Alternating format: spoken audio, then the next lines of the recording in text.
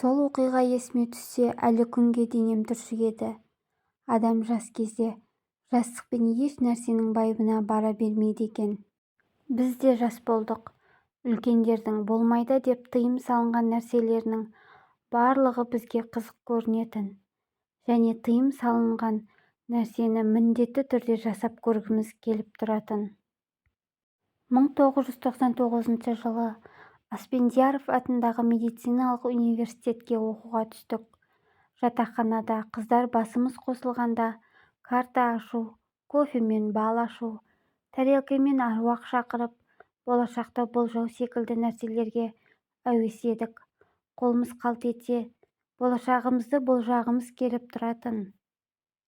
Бір күні тағы солай басымыз қосылғанда, болашағымызды болжап көруге, оның ішінде қашан тұрмыс құратынымызды болжап көруге бел байладық. Үлкен картон қағаз алып, бір жағына жылдарды, келесі жағына әріптерді тізіп жазып шықтық. Бір жұқалау тарелканы алып, қара қаламмен қас бояйтын карандашты сулап жүріп, екі жаққа қаратып стрелка сыздық. Түнгі 10-ның кезі болғандықтан сырттан түсетін жарығы, онсыз да әлсіз бөлменің жарығын сөндіріп, бір шырақ жағып, биіктеу киім салатын шкафтың үстіне орналастырып қойдық. Артынша бөлмедегі 4 қыз, басқа бөлмеден қонаққа келген группалас тағы 2 қыз үстел үстін қаумалап, ортадағы тарелкеге қолымыздың ұшын жақындатып, аруақ шақыра бастадық. Арамыздағы айғаным бастап дауыстап, өзінің ертеректе қайтыс болып кеткен әжесін шақырып, болашақ жарының есімінің қай әріптен басталатынын сұрады. Бір кезде тарелке жылжығандай болды. Шкаф үстіндегі шырақтың үстін бірдеңе желпігендей болды да шырақ өшіп қалды. Бір-бірімізді басқан күйі құлап жығылғанымызға қарамастан шыңғырып бөлмеден атып шықтық. Енді қайтадан ана бөлмеге кіре алсақшы. Коридордан түскен жарықпен қаумалап жүріп, алдымен бөлменің жарығын жағып бөлмеге кірдік. Алайда бал ашуды одан әрі жалғастыруға дәтіміз шыдамай, бәрін жинап тастадық. Өз шаруамызға айнала бергіміз сол еді. Енді бөлмедегі электр жарығы жалп етіп сөніп қалды. Тағы бөлмеден шыңғырып атып шықтық. Көрші бөлмедегі курстас балаларды ертіп келіп, қарасақ, лампочка күйіп кетіпті.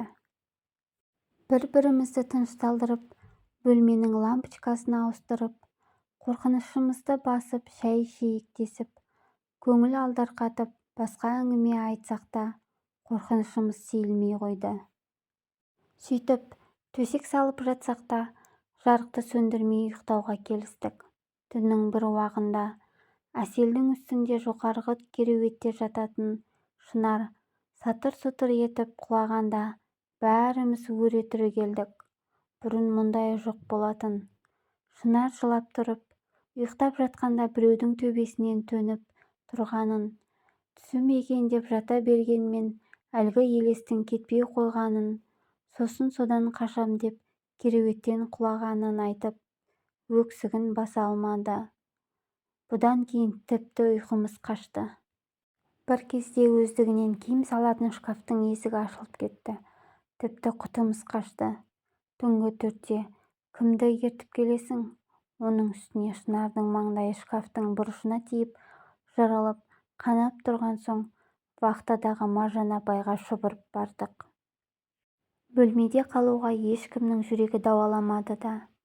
Маржан апай мән-жайды естіп болған соң, аруақты бекер мазаладыңдар деп бізге ұрсып, сөйлеп жүріп бөлмеге еріп келді. Әлде бір дұғаларды айтып, бөлме ішін аластағандай болды. Біз Шынардың маңдайына салқын су бастық. Өзіміз де үрейленіп, ауық-ауық салқын су ұрттап жүрміз. Маржан апай бәрімізге ертемен мешітке барып, Құран оқытуды айтып, таң атқанша қасымызда отырды. Өзіміздің де одан кейін ұйықтауға құлқымыз болмады.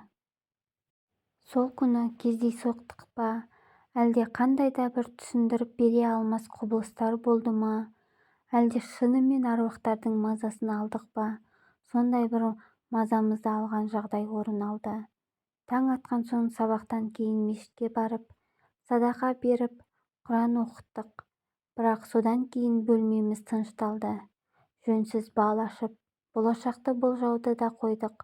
Содан бері бізден басқа бөлек бір әлемнің барына, олардың ретсіз мазасын алуға болмайтынын да түсіндік.